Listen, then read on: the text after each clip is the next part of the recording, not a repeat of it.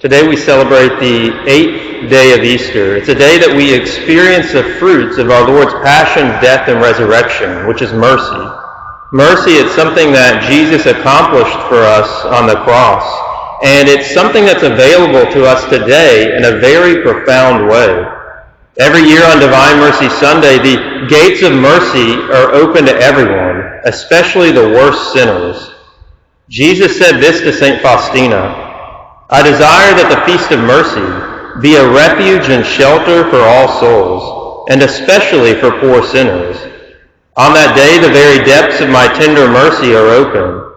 I pour out a whole ocean of graces upon those souls who approach the fount of my mercy. The soul that will go to confession and receive Holy Communion shall obtain complete forgiveness of sins and punishment.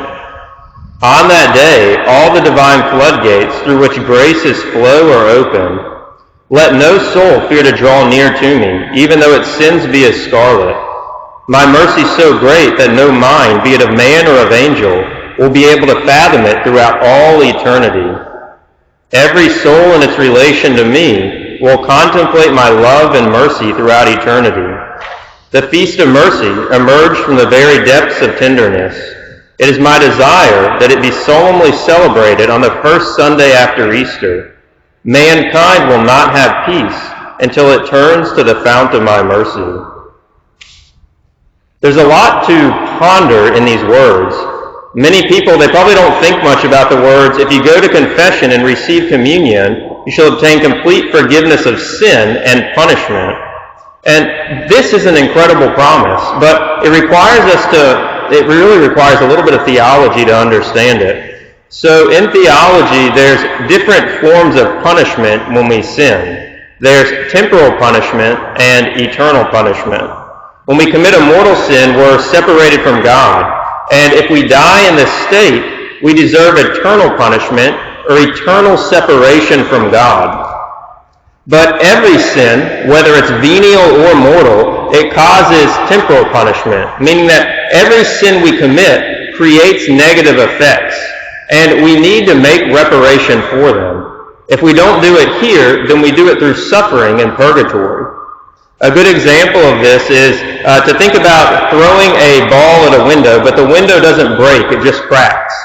Well, the greatest damage from this contact is at the center where the ball hit the window. But there's also cracks or veins that stem out from that center. Well, when we go to confession, we make reparation for the damage at the center. We restore our relationship with God. But we still need to repair the other damage. And we can do that here through penance, prayer, and works of charity, or we can suffer in purgatory. Well, the grace that Jesus promised to St. Faustina for those that go to confession and receive communion is complete forgiveness for this temporary punishment. And it's really fascinating when you think about it, because this grace is like a second baptism.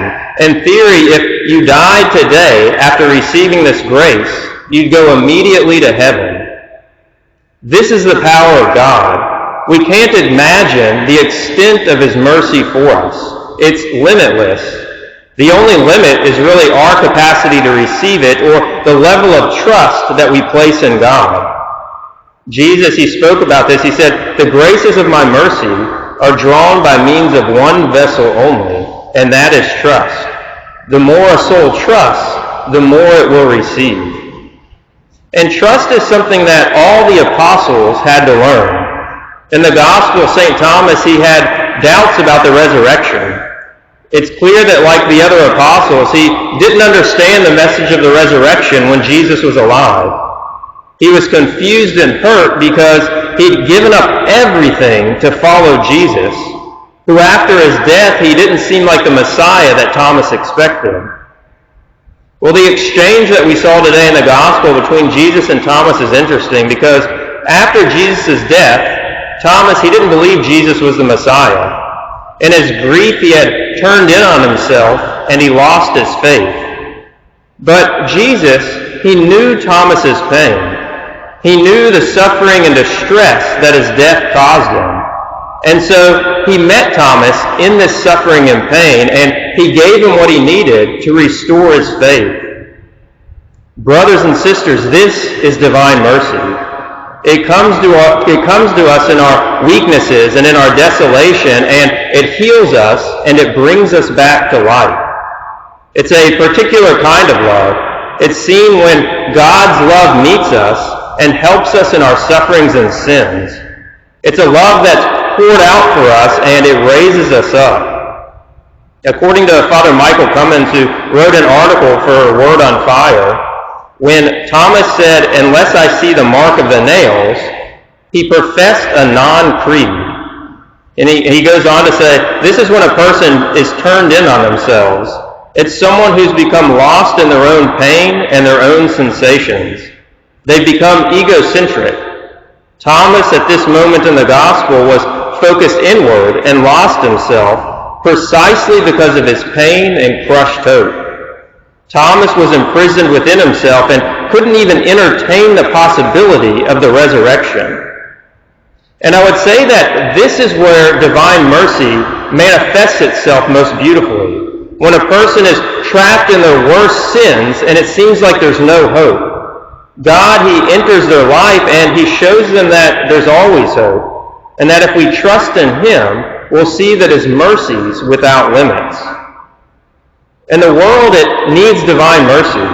There's so much sin and suffering in the world, and sometimes it can seem like there's no hope and all is lost. Well, in these moments, it's important that we turn to the cross, because in Jesus' wounds we find hope. The cross, it's the very definition of divine mercy, because on it, Christ's life is poured out for us. In this act, we're healed and we're restored to life. When I look at everyone in this church, and even when I look at myself, I see ordinary people. We all have talents and qualities, but we all also struggle with sin and weaknesses. But every person here has the potential to be a great saint. Each of us can be the St. Augustines, the St. Catherine of Siena's, the Mother Teresa's, and St. Faustinas of our day. I have this hope because of the cross, and because of that image. Without mercy, we're all sinners, but with divine mercy, we can be so much more. For this to become a reality, we need to sit under the rays of divine mercy, trusting in God. It's here that we can begin to understand God's love for us and the extent of that love.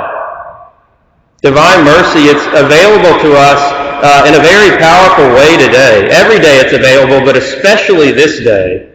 And the key to receiving it is trust.